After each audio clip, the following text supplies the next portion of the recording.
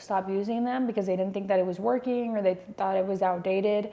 But with hashtags, hashtags are still very important because I know a lot of people that personally go on Instagram and they would search what they're looking for, whether they're looking for a sales rep, sales marketing, home services or whatever. When you type that in, again, back to what I said at the beginning of the video, is when I type in that specific keyword, the SEO works by profiles and accounts popping up based on that keyword that I typed in. Yeah. And going back to what he said, you know, something that I use as a lead generation strategy is that I go on Instagram and I look at the hashtag launching soon. And what you're going to do is you're going to go through all those posts under that specific hashtag and you're going to leave a comment and you're going to say, hey, you know, congrats on launching soon. If you're looking for a videographer, if you're looking for a social media manager, I would love to see how I can help. That's a really, really good way where you're actively looking for new clients and you're leaving a comment and other people are noticing you and you're putting your niche or your industry. And again, it's going back by researching that SEO through hashtags. So there's a lot of creative ways on how to use SEO. Another really, really good way to use SEO is your captions. I know you didn't think captions were too important, but I always said captions are so important because even if some people might not be reading them, your caption is still a form of SEO. You mean your ad copy? Yeah, your copy. Captions and ad copy is two different things. Yeah, I'm going back to Instagram. So captions, the captions below the post. That's the ad copy. That's still a caption. I consider the captions what you read on the actual video. No. Not the ad copy. That's a they call it somebody else. They call it something else. I forget. That's like a title or a header. How is it a title? When you literally upload something on LinkedIn, it tells you whether or not you want the captions on or not. And the captions is the words that's from different. the video. I'm talking about Instagram. I'm talking it's about still Instagram. the same. It's still the same thing though. If you put any copy under a post, that's your ad copy, not your captions. That's still a caption. No, it's not captions. Look it up right now. That's still the caption under that specific post. That's the ad copy. I think you're just using the word in a different terminology. Either way, you guys. No, that's important. Correct. You can add copy in the reel, but I'm talking about the specific post underneath Instagram. That's their ad copy. That was still called a caption back in the day.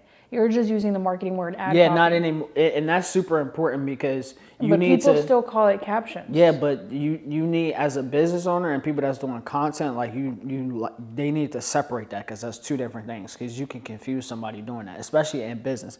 Like I've had instances where people didn't know the difference between actual captions, which is words that you hear from people coming out the actual mouth, and an ad copy. Like last year was the year I learned exactly what an ad copy is. I had no idea what the fuck an ad copy is. An ad copy is your words that's presented under your post. So especially like in commercials and stuff like that, that's what's going under the post. The captions is what's coming out of my mouth. Yes, at times, but I think it goes back to every platform. So for Instagram specifically, underneath it, that was still called a caption because Instagram named it that way.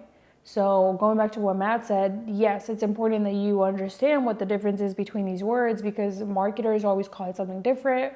Employers call it something different. So it's really, really important that you define that at the beginning. Yeah, because people call it different things. So. And I don't even know if that's possible, but is these social media websites tracking our captions as well?